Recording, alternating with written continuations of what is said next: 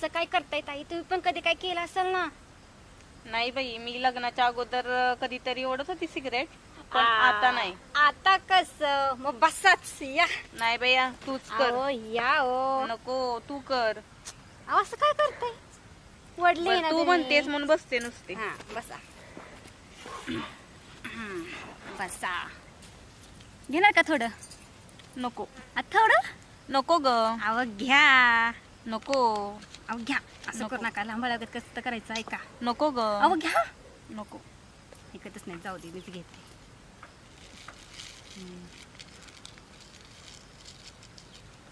घ्या थोडं.